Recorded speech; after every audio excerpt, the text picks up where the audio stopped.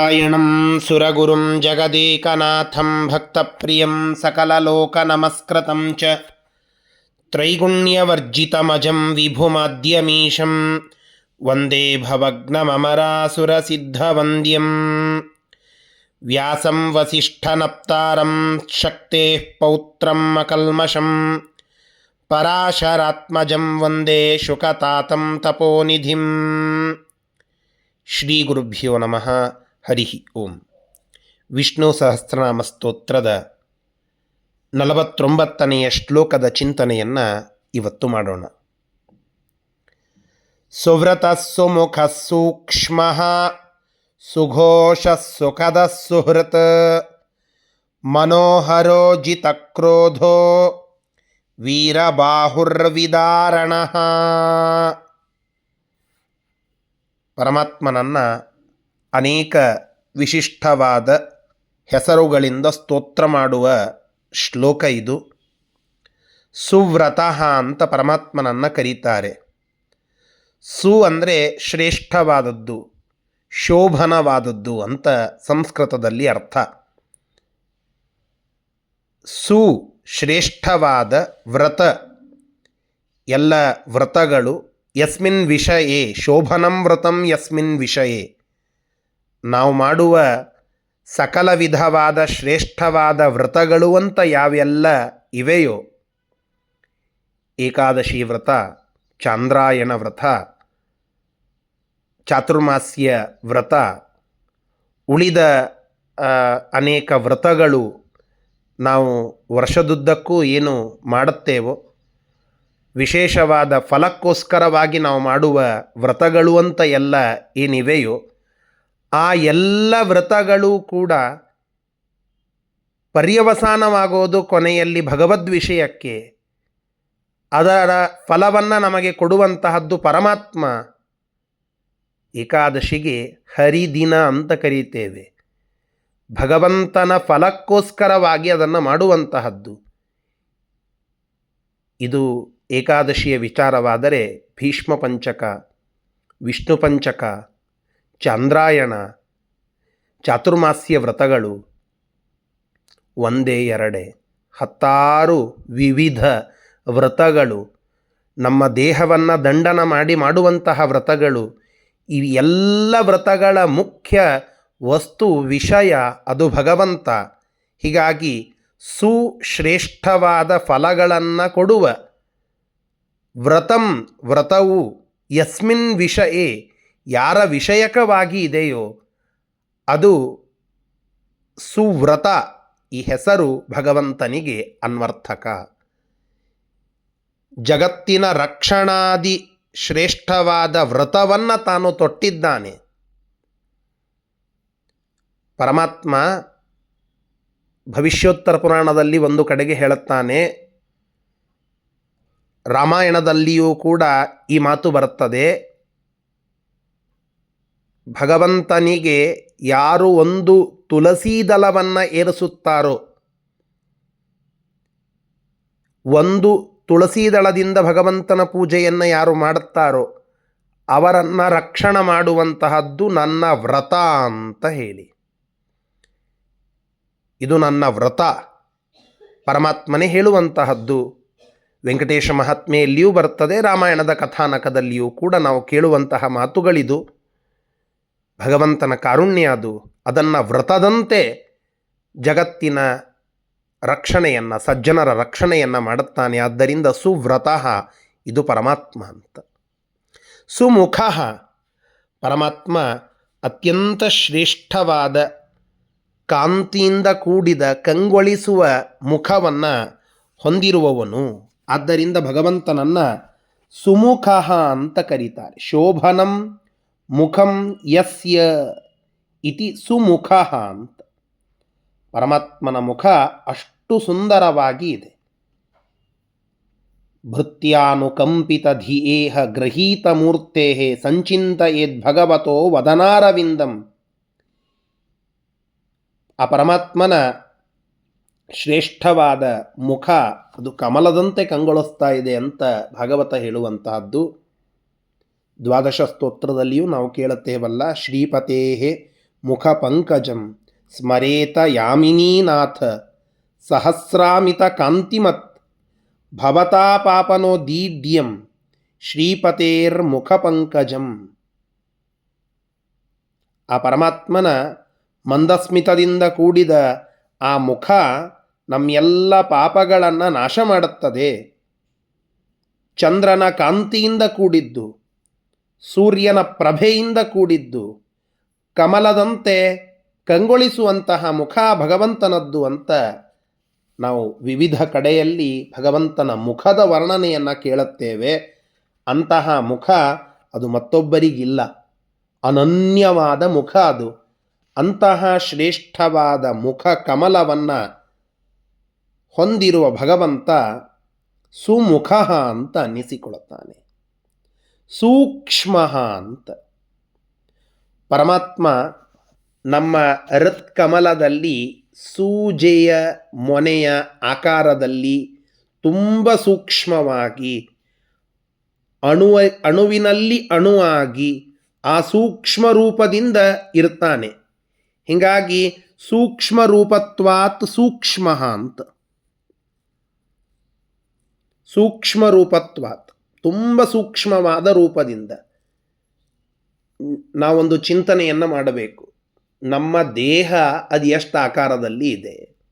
ಒಬ್ಬ ಸಾಮಾನ್ಯ ವ್ಯಕ್ತಿಯ ದೇಹ 5 ರಿಂದ 6 ಅಡಿ ಅಂತ ಲೆಕ್ಕಕ್ಕೆ ಇಟ್ಟುಕೊಂಡ್ರೆ ಅದರಲ್ಲಿ ಬರುವಂತಹ ಹೃದ್ಭಾಗ ಹೊರಗಡೆ ಕಾಣಿಸುವಂತಹದ್ದು, ಆ ಹೃದ್ಭಾಗದಲ್ಲಿ ಇರುವಂತಹ ಒಂದು ಹೃದಯ, ಅದರ ಅಂತರ್ಯಾಮಿಯಾಗಿ ಪರಮಾತ್ಮ ಒಂದು ರೂಪದಿಂದ ಇರ್ತಾನೆ ಅಂತಂದರೆ ಅದರೊಳಗೆ ಸ್ವರೂಪ, ಆ ಸ್ವರೂಪದೊಳಗೊಂದು ಭಗವಂತನ ರೂಪ. ಇದು ಎಂತಹ ವಿಚಿತ್ರವಾದ ಕಲ್ಪನೆ, ಚಿಂತನ ಮಾಡಿ. ತುಂಬ ಸೂಕ್ಷ್ಮ ರೂಪದಿಂದ ನಮ್ಮ ಅಂತರ್ಯಾಮಿಯಾಗಿರುವ ಭಗವಂತ ಸೂಕ್ಷ್ಮ ಅಂತ ಅನ್ನಿಸಿಕೊಳ್ಳುತ್ತಾನೆ.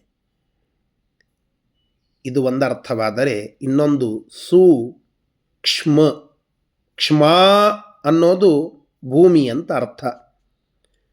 ಶೋಭನ ಉತ್ಕೃಷ್ಟವಾದ ಕ್ಷ್ಮ ಇದನ್ನು ಹೊಂದಿರುವವನು ವಾಮನರೂಪಿಯಾಗಿ ಬಂದು ತ್ರಿವಿಕ್ರಮನಾಗಿ ತನ್ನ 3 ಪಾದಗಳಿಂದ ಈ ಇಡೀ ಉತ್ಕೃಷ್ಟವಾದ ಭೂಭಾಗವನ್ನೆಲ್ಲ, ಸ್ವರ್ಗಭಾಗವನ್ನೆಲ್ಲ, ಉಳಿದೆಲ್ಲ ಲೋಕಗಳನ್ನು ತನ್ನ ವಶ ಮಾಡಿಕೊಂಡು ಬಲಿಗೆ ಅನುಗ್ರಹ ಮಾಡಿದ ರೂಪದ ಸ್ಮರಣೆಯನ್ನು ಮಾಡಿದರೆ ಶೋಭನಾಕ್ಷ್ಮ ಇತಿ ಸೂಕ್ಷ್ಮ ಅಂತ ಇನ್ನೊಂದು ವಿಶೇಷ ಅರ್ಥವನ್ನು ತಿಳಿದುಕೊಳ್ಳಬಹುದು.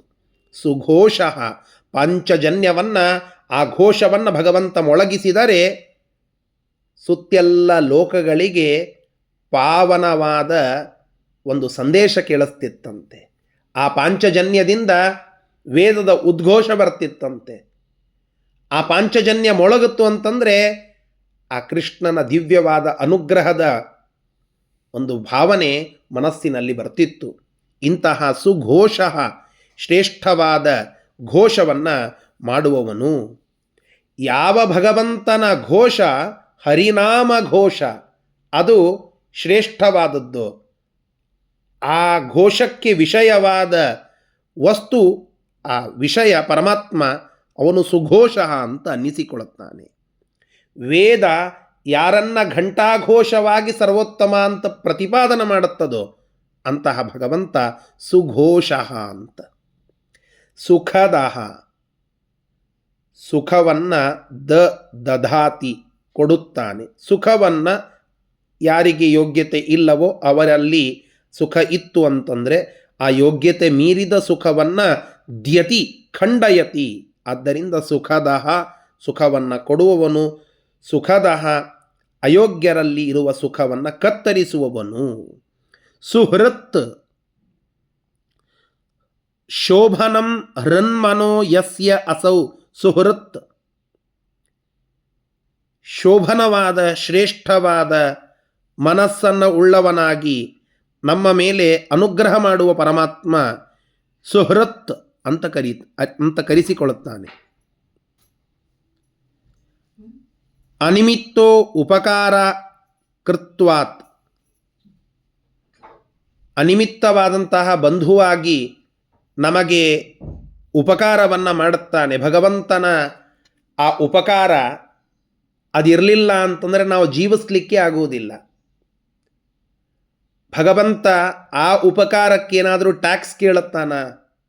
ಆ ಉಪಕಾರಕ್ಕೇನಾದರೂ ದರ ಇಟ್ಟು ಇಷ್ಟು ಹಣ ಕೊಟ್ಟರೆ ನಾನು ನಿನಗೆ ಇಷ್ಟು ಉಪಕಾರ ಮಾಡುತ್ತೇನೆ ಅಂತ ಇಟ್ಟುಕೊಂಡಿದ್ದರೆ ಏನಾಗ್ತಿತ್ತು ವಿಚಾರ ಮಾಡಿ. ಅನಿಮಿತ್ತವಾಗಿ ನಮ್ಮಿಂದೇನೂ ಅಪೇಕ್ಷಿಸದೆ, ಯಾವ ನಿಮಿತ್ತವೂ ಇಟ್ಟುಕೊಳ್ಳದೆ ಭಗವಂತ ನಮ್ಮ ಮೇಲೆ ಅನುಗ್ರಹ ಮಾಡಿ ನಮಗೆ ಇಷ್ಟು ಉಪಕಾರ ಮಾಡುತ್ತಾನೆ. ತಿಂದ ಅನ್ನ ಜೀರ್ಣವಾಗಬೇಕು ಅಂದರೆ ಭಗವಂತ ಬೇಕು. ತಿನ್ನಲಿಕ್ಕೆ ಅನ್ನ ಬೇಕು ಅಂದರೆ ಭಗವಂತ ಬೇಕು. ತಿನ್ನುವ ಅನ್ನ ಬೆಳೆಯಬೇಕು ಅಂದರೆ ಭಗವಂತ ಬೇಕು. ಆ ಅನ್ನ ಅದು ನಮ್ಮ ಪಾಲಿಗೆ ಬರಬೇಕು ಅಂದರೆ ಭಗವಂತ ಬೇಕು. ಇಷ್ಟು ಅದ್ಭುತವಾದ ಕ್ರಿಯೆ, ಇಷ್ಟು ಅದ್ಭುತವಾದ ಉಪಕಾರ ಅದು ಪರಮಾತ್ಮನದ್ದು. ಈ ಎಲ್ಲ ಉಪಕಾರವನ್ನು ಮಾಡಿದಂತಹ ಪರಮಾತ್ಮ ನಮ್ಮಿಂದೇನು ಅಪೇಕ್ಷೆ ಪಡುವುದಿಲ್ಲ. ಇವನೇ ಸುಹೃತ್, ಇವನನ್ನು ಮಿತ್ರ ಅಂತ ಕರೀಬೇಕು. ಅನಿಮಿತ್ತವಾಗಿ ನಮ್ಮ ಮೇಲೆ ಉಪಕಾರದ ಗಂಗೆಯನ್ನೇ ಹರಿಸುವಂತಹ ಪರಮಾತ್ಮ ಸುಹೃತ್ ಅಂತ ಅನ್ನಿಸಿಕೊಳ್ಳುತ್ತಾನೆ. ಮನೋಹರ ತನ್ನ ಅದ್ಭುತವಾದ ರೂಪದಿಂದ ಮನಸ್ಸನ್ನು ಸದಾಕಾಲ ಹರಣ ಮಾಡುವ, ತನ್ನತ್ತ ಸೆಳೆದುಕೊಳ್ಳುವ ಪರಮಾತ್ಮ ಮನೋಹರ ಅಂತ ಅನ್ನಿಸಿಕೊಳ್ಳುತ್ತಾನೆ. ಗೋಪೀನಾಂ ಮನಃ ಹರತೀತಿ ಮನೋಹರ. ಗೋಪಿಕಾ ಸ್ತ್ರೀಯರ ಆ ಮನಸ್ಸನ್ನು ತಾನು ಹರಣ ಮಾಡಿ ಅವರಲ್ಲಿ ಭಕ್ತಿ ರಸವನ್ನು ತುಂಬುತ್ತಾನೆ ಅನ್ನುವುದಕ್ಕಾಗಿ ಮನೋಹರ ಇದು ಭಗವಂತನ ಒಂದು ಹೆಸರು ಅಂತ ಅನ್ನಿಸಿಕೊಳ್ಳುತ್ತದೆ. ಜಿತಕ್ರೋಧ, ಕ್ರೋಧ ಅಂತನ್ನೋದು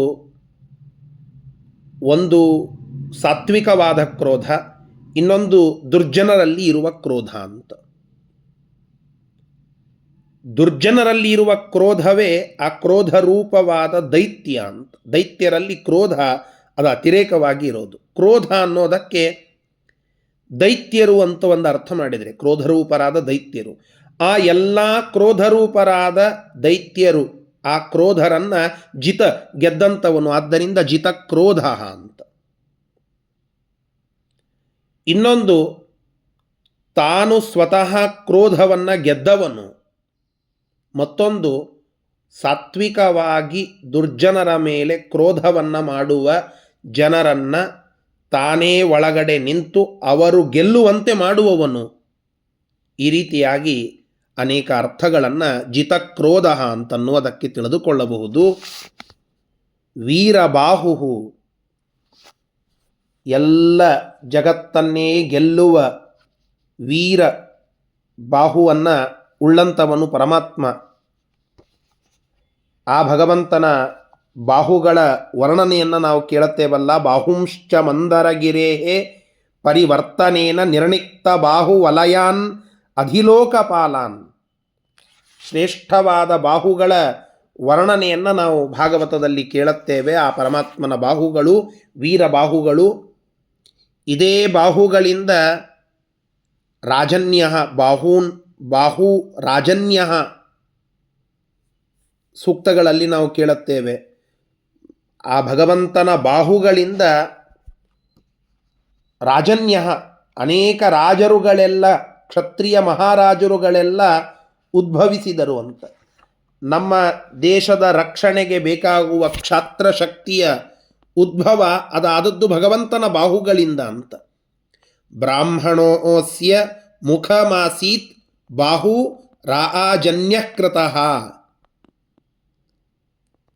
ಆ ಕ್ಷಾತ್ರ ಶಕ್ತಿಯ ಉತ್ಪತ್ತಿ ಅದಾದದ್ದು ಈ ಭಗವಂತನ ಬಾಹುವಿನಿಂದ. ಹೀಗಾಗಿ ವೀರ ಅಂದರೆ ರಾಜನ್ಯ ಕ್ಷತ್ರಿಯರು, ಅವರನ್ನು ಬಾಹುಭ್ಯಾಂ ಯಸ್ಯ, ಅವರನ್ನು ತನ್ನ ಬಾಹುಗಳಿಂದ ಹುಟ್ಟಿಸಿದ ಭಗವಂತ ವೀರಬಾಹು ಅಂತ ಅನ್ನಿಸಿಕೊಳ್ಳುತ್ತಾನೆ. ವಿದಾರಣ, ಹಿರಣ್ಯಕಶಿಪುವಿನಂತಹ ರಾಕ್ಷಸರ ಆ ಮದ ಏರಿದಂತಹ ಆನೆಯ ಕುಂಭಸ್ಥಳವನ್ನು ಸೀಳುವುದರಲ್ಲಿ ಭಾರೀ ನಿಪುಣರಾದ ಪಾಂತ್ವಸ್ಮಾನ್ ಪುರಹೂತ ವೈರಿ ಬಲವನ್ ಮಾತಂಗ ಮಾದ್ಯದ್ಘಟ ಕುಂಭೋಚ್ಛ ದ್ರಿವಿಪಾಠನಾಧಿಕ ಪಟು ಪ್ರತ್ಯೇಕ ವಜ್ರಾಯಿತಃ. ಪುರಹೂತ ವೈರಿ ಬಲವನ್ ಮಾತಂಗ ಮಾದ್ಯದ್ಘಟ ಕುಂಭೋಚ್ಛಾದ್ರಿ ವಿಪಾಟನ, ಅದೇ ವಿದಾರಣ. ಆ ಕುಂಭಸ್ಥಳ ಆನೆಯ ಮದ ಏರಿದ ಆನೆಯ ಕುಂಭಸ್ಥಳವನ್ನು ಸೀಳುವ ಸಿಂಹ ಅದು ಹೇಗೆ ಪ್ರಖ್ಯಾತವೋ ಹಾಗೆ ಭಗವಂತ ದುಷ್ಟರ ದುರ್ಜನರ ತಲೆಯನ್ನು ಸೀಳುತ್ತಾನೆ. ವಿದಾರಣ. ಇನ್ನೊಂದು ವಿಶೇಷವಾದ ಅರ್ಥ, ವಿದಾರರು ಅಂದರೆ ಸನ್ಯಾಸಿಗಳು. ದಾರ ಹೆಂಡತಿ, ವಿದಾರ ಹೆಂಡತಿ ಇಲ್ಲದೇ ಇರುವಂಥವರು ಸನ್ಯಾಸಿಗಳು. ಅವರನ್ನು ಅನುಗ್ರಹ ಮಾಡಿ ಅವರಿಗೆ ಸುಖವನ್ನು ಕೊಡುತ್ತಾನೆ. ಆದ್ದರಿಂದ ಭಗವಂತ ವಿದಾರಣ ಅಂತ ಅನ್ನಿಸಿಕೊಳ್ಳುತ್ತಾನೆ. ಇಂತಹ ಪರಮಾತ್ಮ ನಮ್ಮನ್ನು ರಕ್ಷಿಸಲಿ ಅಂತ ಈ ಶ್ಲೋಕ ತಿಳಿಸ್ತಾ ಇದೆ. ನಾವೆಲ್ಲ ಪ್ರಾರ್ಥನೆಯನ್ನು ಮಾಡೋಣ. ಶ್ರೀಕೃಷ್ಣಾರ್ಪಣಮಸ್ತು. ಹರಯೇ ನಮಃ.